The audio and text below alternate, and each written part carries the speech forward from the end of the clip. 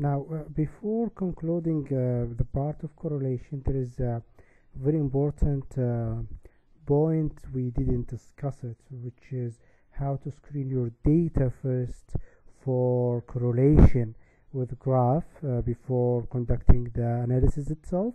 So let us see this project that I have of 103 students.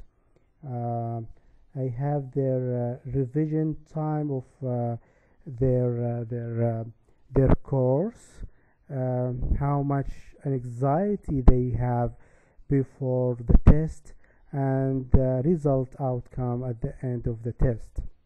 So as you can see, all of my variables are in columns. Every variable in one column. The other thing, all of them, they are continuous variables.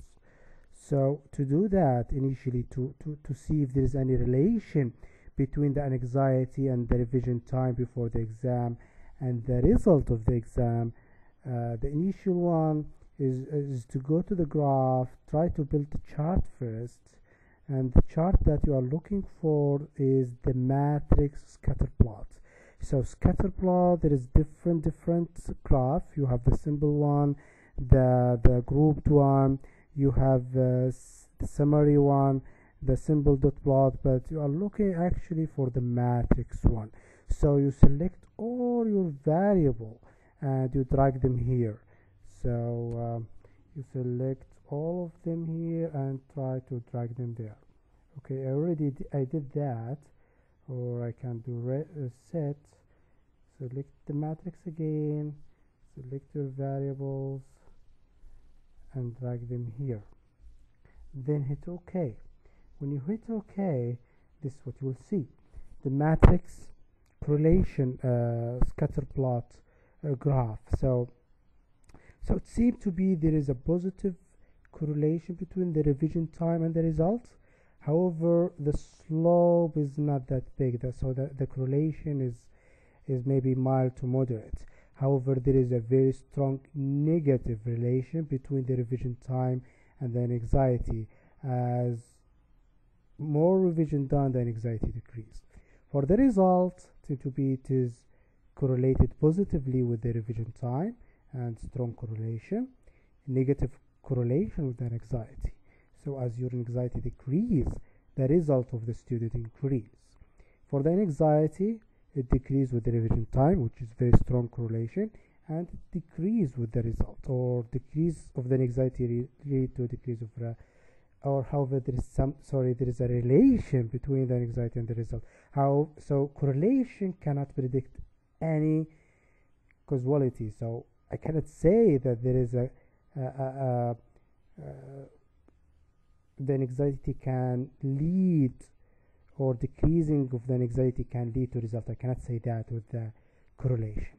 Now, if we do correlation here, we can go analyze correlation bivariate, select all of them.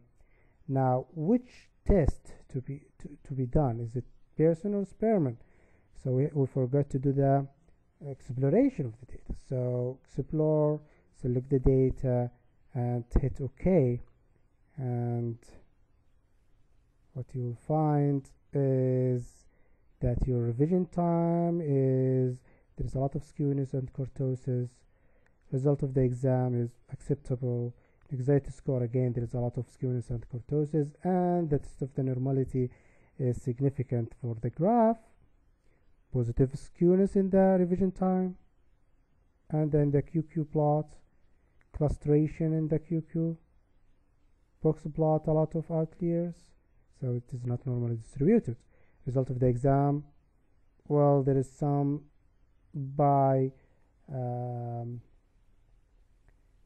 binomial graph there,